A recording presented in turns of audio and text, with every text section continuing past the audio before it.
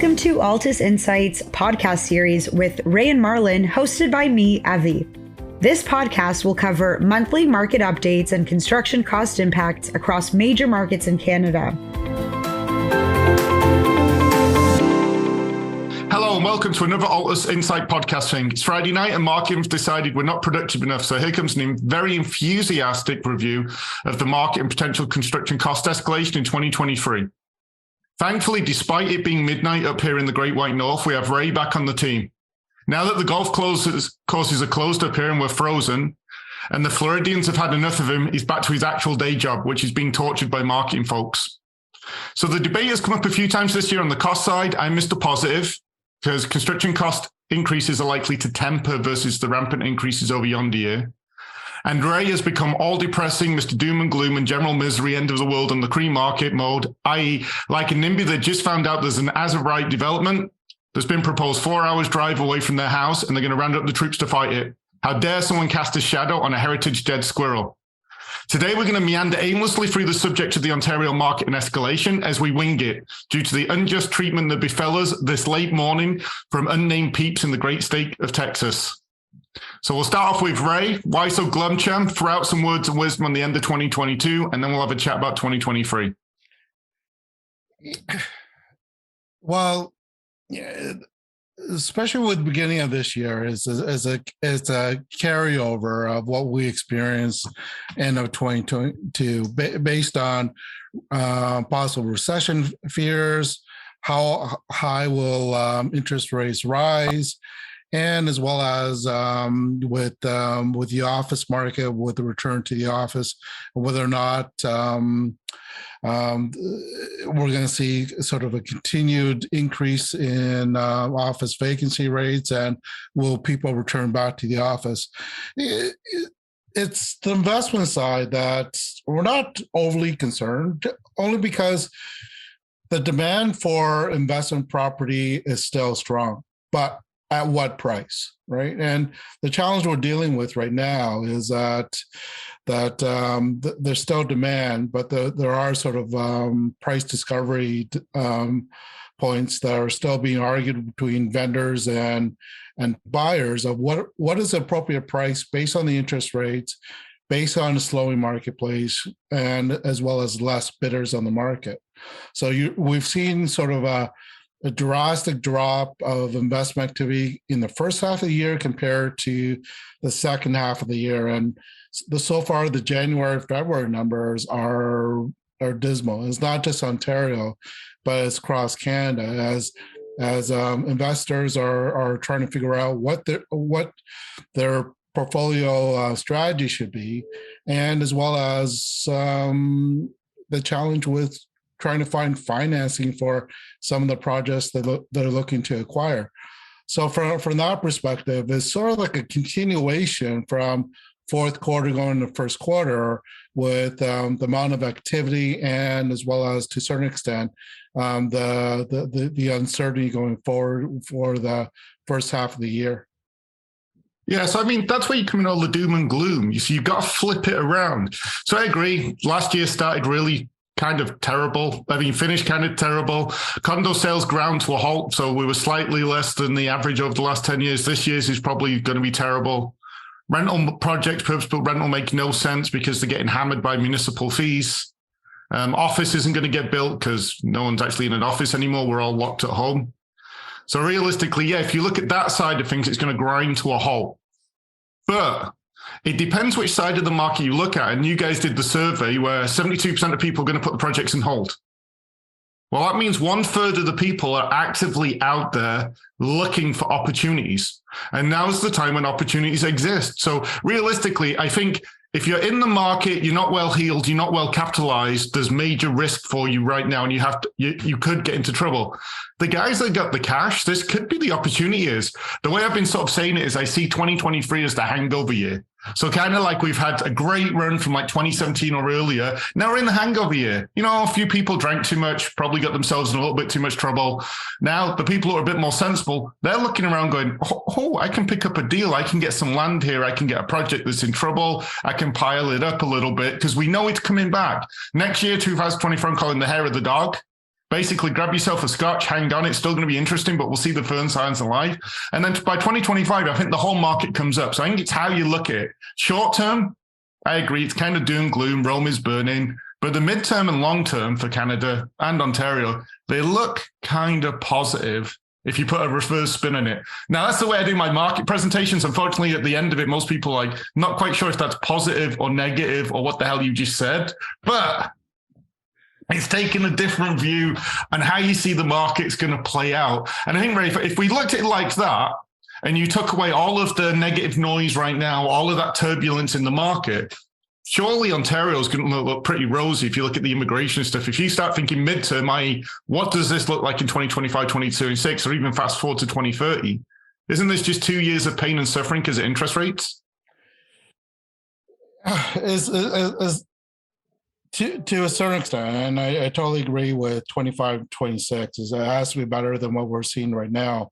But it's immigration that's the only thing that's saving us in Ontario. That if you look at the interprovincial migration, that if it wasn't for immigration, Ontario will actually be losing people. And is partly based on the affordability and the price was. So housing prices have dropped over the past 9 months. And to your point with new home sales, that basically there's only been maybe a few projects that have been canceled, but there's definitely been a delay in launches or a scaled back version of that. And now we're starting to see perhaps a couple other projects. It's all based on the interest rates.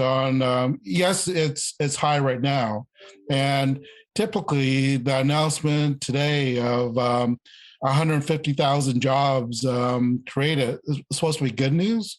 But again, what will that do to the Bank of Canada, and will we see increase interest rates? And from that perspective, those people that are hanging on, and the good thing is that you have full employment so that people can cover their mortgages. But how long can they keep hanging on before they run into some financial distress? It's the same thing with on the commercial side. You have a number of owners that are leveraged and they have to renegotiate. And depending on how long this interest rate heights will remain, and as well as especially with the number of them that have number of investors that are asking, well, maybe now is the time to bail and be able to take their money and take their profit, right? So there's that pressure as well from sort of outside influences that are impacting some of the pricing points. That there are some vendors that have to take pricing at a certain point. So to your point, the point of optimism, I get it, right? If you have if you're self-capitalized, you're in a really good position in the investment market that you can pick and choose, and as well as negotiate heavy with some of the product that's in the market.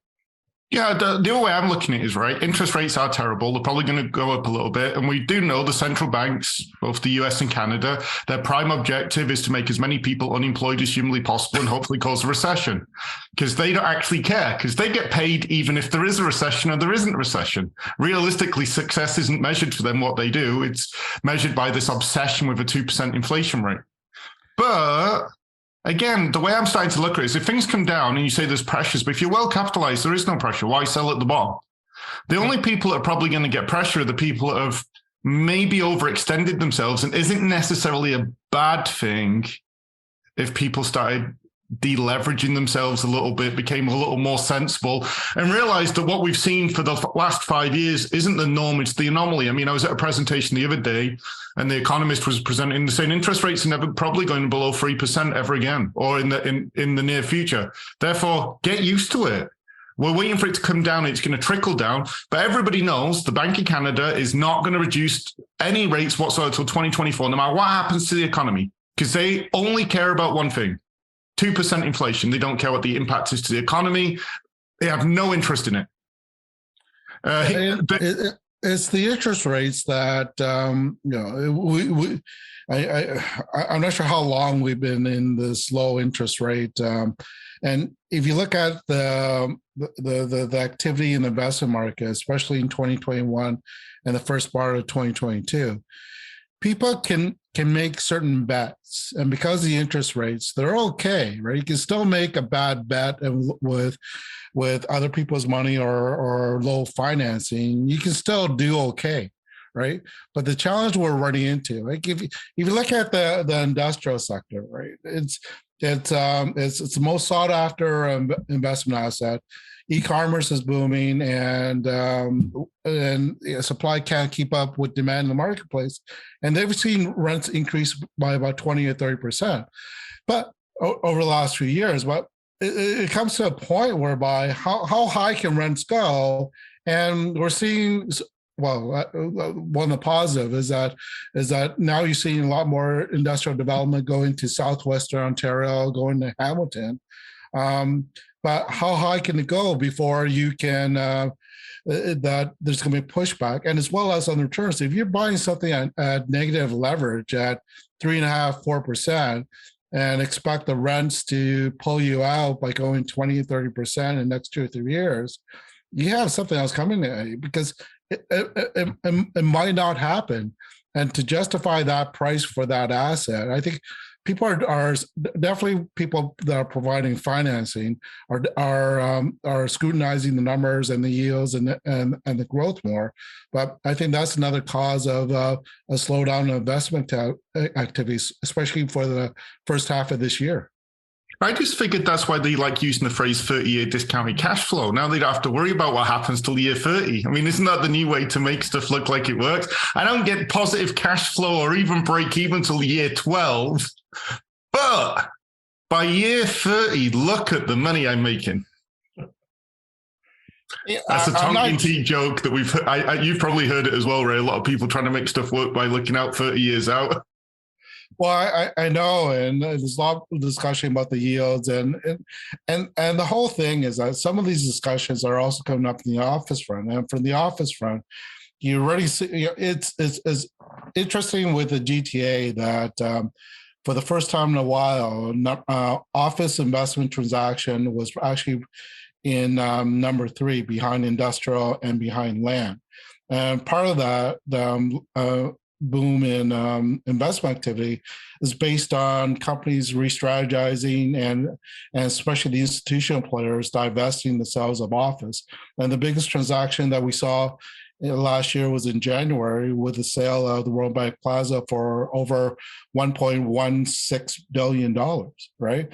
And it's part of sort of strategizing. But if you look at where apartment came in for investment activity, and they're the most sought after product in along the same lines as industrial. They came in tied with retail, right? And it's not because the lack of demand, but the lack of product, and as well as the price expectation from the vendors that are looking at pricing. So the good thing is that to a certain extent, investors are a little bit more careful, and they're scrutinizing the assets more, and they're not as quick as to throw money at it, especially with this whole target now for net zero for carbon in commercial properties. It's going to cost a lot more in way of capital investment and expenditures to get these buildings at a certain level going forward. So it's going to be some big costs coming down the road for commercial real estate. No, the federal government keeps saying, don't worry about going carbon zero. It's not going to impact. They're going to find everybody new jobs. We don't need to worry about it. We don't need the oil and gas sector. Everything will just take care of itself. They keep telling us that. We need to trust them. These guys are fiscal geniuses. Yeah, okay. But the thing is, with the net zero thing, is not just doing something positive in the marketplace, but I think it also will have a positive certain impact on returns and values of some of these assets going forward. I've heard places like New York are actually going to start penalizing you if you can't bring your building up to that level. So it's not going to take long before someone up here notices that and goes, that's a great idea, new revenue stream. Let's start fining people. Yeah. I think, though, that, again, the way I look at it is I still think it's short term, especially in Ontario in particular, because we've got a provincial government that to a degree has hung its entire hat on building more homes. We know that the federal government's hung its hat on immigration. I mean, McKinsey did an in-depth study and figured out that if your federal government spends like a drunk sailor, the only way to deal with it is increase population as much as humanly possible so you can actually pay for said drunken sailor actions. So you combine those two up together, and we have to build a lot more homes. We have to have a lot more immigration. Well, if population growth is going to accelerate, like wasn't it one of the highest years since Confederacy in terms of immigration last year? That's going to continue. The backlog of millions is there. We keep getting our friends to the south of us, busing a bunch of new friends up to the border as well. So like everybody's coming from everywhere. So if you look at it on that respect, if all of a sudden the Conservative government in the province does not want to have their next election slogan of "we built way less," they actually want to get a positive theme, they're going to have to start pushing that. So they're going to have to accept immigration, find a way to deal with the feds, build a lot more housing. And as we build more housing, that means we need more employment, which will then eventually sort out the office sector. We'll need more industrial, we'll need more retail. And shouldn't the whole thing turn into a cyclical thing where it all kind of may help itself out if you start fast forwarding over the next 10 years in different points as the population grows massively? You know, we were in with a client yesterday, and they were asking, so what is that indicator, or what type of change are you looking in the vacancy rates or the rental rates for the market to turn, right? And our whole thing was, you know, we knew we were more comfortable making that comment, say 2 or 3 years ago, when things behaved normally. Right. So, and things today are not behaving normally where the interest rates are. We're at almost full employment despite high inflation. So people are still spending. And granted, all the savings have been diminished, and the lines of credit, I think, are steadily increasing. And depending on how long the interest rates are at this level, and whether or not this office employment continues to increase, because I guess the only sector that we're hearing about mostly is the tech sector sort of scaling back. But again, it's also important to note that they're scaling back, but they're also at higher employment, especially with pre-pandemic. So yes, they're decreasing employment, but they're still at a certain level that was pre-pandemic. So you have seen that growth, or maybe overzealous growth, over the last little while. So even some of that negative news is on the positive side, but it's too soon. You know, and we've been saying this for a while now, but we're still waiting for a couple of other indicators to show a true trend on return to the office, because the stats now we're at 30. Perhaps even I've heard 50% of people back into the office downtown. I kind of laugh at the 50% because I still don't think is that high, but I do see increased people on public transit and on the GO train. But people are slowly engaged, and companies are finally realizing what they have to do to bring people in. But it's going to be a tough slug to bring people back in. People just don't want to do that 3-hour commute anymore, right? And especially on a perhaps on a hybrid, but definitely not every day. So it's still the trend is going in the right direction. Perhaps maybe too slow, but we're still waiting for the outcome in those areas of what companies are going to do with their space. See, and it's interesting. We're having this discussion in a presentation I did earlier on this week, and someone said to me, why don't you go back to the office full time? And I actually said, it's not just the commute. The problem is downtown Toronto is an utter mess. They're digging it up everywhere. You can't get anywhere. The city isn't taking care of business anymore. The place is messy. It's dirty. So I think part of the problem we have actually isn't necessarily also just attracting people downtown. I think the municipalities have let stuff slip over the last few years. And I think Toronto is a great example of a city that's just fallen from being, I think, really great into somewhat of looking in a decline, and it just doesn't create a nice atmosphere.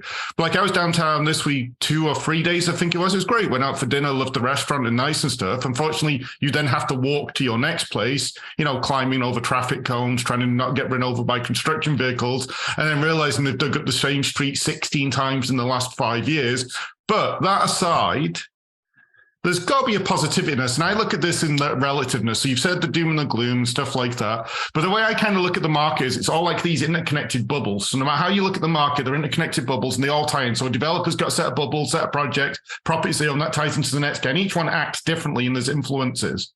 So it's just a matter of time, isn't it, before the market. And that's what I meant by just settles down, that I think, you start to see this work from home, the hybrid settle down. We know our office ourselves. We have shrunk the amount of office space we've gone. We've gone from what? 3 floors, bits of 3 floors back to just 1 full floor. We've renovated it. You go in some days and the place is pretty full. Like I was in on Wednesday and Thursday this week. It was pretty full, or it was filling up again. So I think there's some positive signs. Will it go back to before? No, but I don't think people should be thinking it should go back to before. I think now it's time to start looking forward. And I think the population growth, we have no choice to do it. Otherwise, the country's dead in the water. So they have no choice. They've made a huge mistake in the amount of money they've spent over the last 8 years, and they have no choice. So that has good situations, bad situations. They're not going to let us use the oil and gas sector to get out of trouble, which would probably do it like that, because obviously that looks bad on TV. So we got to slog it out instead. So as we slog it out, I still think commercial real estate is likely in the mid and long term, it's going to be the place to be. And I get what you're saying. We don't know when that midterm's going to hit. And that's the question, is how long is short in this terms where things can positive? Like I said in the outset, construction costs are going to level off. The next 2 years, there's opportunities. So it's positive, but it's positive because there's a negative. And there's a couple of negatives, and 2 negatives always make a positive. And all of those negatives just happen to come together and create a positive. And that's kind of the way I'm looking at the market is, yeah, there's a bunch of negatives, but how do we find the positives in the market? But people need somewhere to live. I agree with you on timing. It's going to take a little while to sort out on the commercial side with the interest rates, and companies are still repositioning their assets. And again, there's demands for investors and expectations on growth. And I think that the commercial market will right itself, but be it 6 months or be it 12 months, again, the overall investment demand is there. But at what price, and what are the growth assumptions, and what are the expenses that are occurring? So, but going forward, I think every deal is going to be scrutinized a lot more compared to 18 months ago. You mean it's actually going to be scrutinized?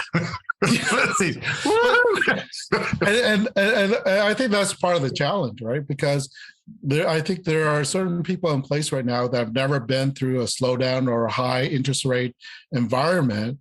And they're one, getting educated, and 2, trying to figure out what this actually means for the assets going forward. So I think I totally agree. I think that's going to be eventually sorted out. And the same thing on the construction side. Like I see, like the street on Wellington has been sort of in front of our building has been under construction. It seems like for the last 10 years. But now you have open lanes and starting to get positive. So actually, I actually see a positive in the downtown with some of the projects actually finishing up. And compared to when we're right in the pandemic, I think construction activity, we're starting to see perhaps a light at the end of the tunnel. So I'm feeling a little bit more positive about the downtown compared to a few months ago. Yeah, that's why I look at it. It's going to get bumpy a little bit, but bumpy might not be a bad thing. I think it shakes everyone up. It gets rid of some of the complacency that I think has started to really badly sneak into the business. And whether that's good or bad, or whether or not it's just been such a good run, I found generally people were always like, it'll all work itself out. And I think now people are kind of going, well, maybe it won't work itself out. I should look at this twice, think about it before I jump in with both feet. And I don't think that's necessarily a bad place to go, because I genuinely think this is going to go absolutely crazy in the midterm. As the number of people flood into the country, we have no choice but to address it. And that's the thing that I think we were already at that point before we started with the higher levels of immigration. And now we've paid so much money to a consultant from the US to tell us that bringing more people is the solution to everything. I mean, what could possibly go wrong? Yeah, the thing is, I think you and I are a little bit too focused on Toronto. Like, Toronto is the challenge is sometimes that 3-hour commute, and going forward based on more people working at home, that if you add this many people, it's not the same impact on the office run. But when you look at Ottawa, that you have your 20-minute, half an hour commute, I think you're going to see a lot more quicker stability. You're not seeing a lot of new supply. So when you look at the office vacancy rate, it's actually flat compared to Toronto, actually going up at about 200 basis points from quarter to quarter.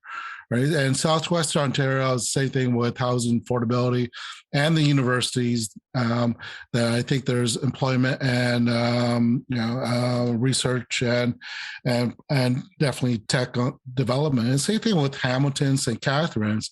I still think there's further growth, and the number of people that have relocated there over the last 5 years or have started their own sort of companies and created employment in that area. So I think the benefit to this is that we're going to see the outlying areas outside the GTA grow perhaps a little bit quicker than the Toronto market going forward.